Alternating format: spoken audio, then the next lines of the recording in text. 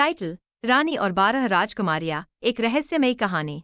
बहुत समय पहले की बात है। एक बड़े और समृद्ध राज्य में एक रानी रहती थी। उनकी 12 खूबसूरत बेटियां थीं, जो दिन में बेहद शांत और थकी हुई दिखतीं। लेकिन हर सुबह उनके जूते फटे हुए मिलते। यह अजीब बात रानी को लगातार परेशान कर रही थी। एक दिन रानी ने अपनी बेटियों से पूछा, क्या बात है? तुम रात में क्या करती हो?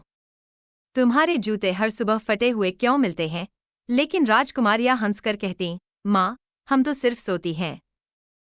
रानी यह रहस्य सुलझाने के लिए चिंतित हो गईं। उन्होंने राज्य में घोषणा करवाई, जो भी इस रहस्य का पता लगाएगा, उसे मेरी एक बेटी से विवाह करने का मौका मिलेगा और वह इस राज्य का उत्तराधिकारी बनेगा। लेकिन अगर वह 3 दिन में असफल हुआ, तो उसे राज्य छोड़ना पड़ेगा। घोषणा के बाद कई राजकुमार आए। उन्होंने कोशिश की, लेकिन कोई भी इस रहस्यमय घटना का पता नहीं लगा पाया। राजकुमारियां रात भर गहरी नींद का दिखावा करतीं और सुबह उनके जूते फिर से फटे हुए होते। तभी एक साधारण सैनिक राज्य में आया। उसने घोषणा सुनी और रानी से मिलने का फैसला किया। वह रानी के पास पहुंचा और कहा, मैं इस रहस्य को सुलझाना चाहता हूं। उसके रास्ते में एक बूढ़ी औरत मिली।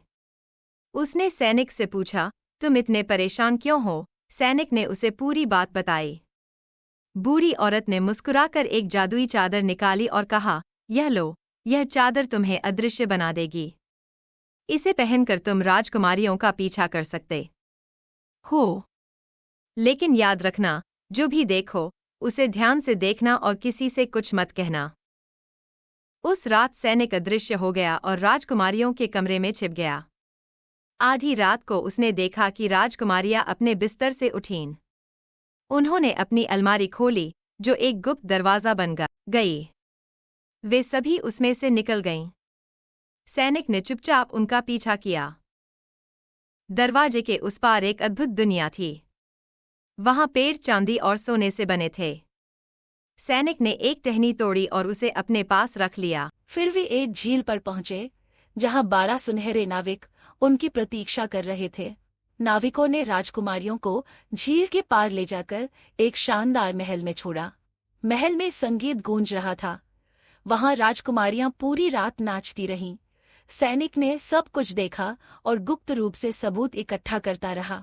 वह 3 रातों तक यही करता रहा। तीसरी सुबह सैनिक ने रानी को सब कुछ बता दिया।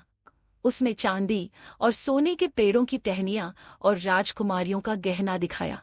जादू ने उन्हें ऐसा करने पर मजबूर किया था। रानी ने सैनिक को पुरस्कृत किया। उसने अपनी पसंद की राजकुमारी से विवाह किया और राज्य का उत्तराधिकारी बना। मोरल: सच्चाई को छिपाया नहीं जा सकता, वह हमेशा सामने आती है।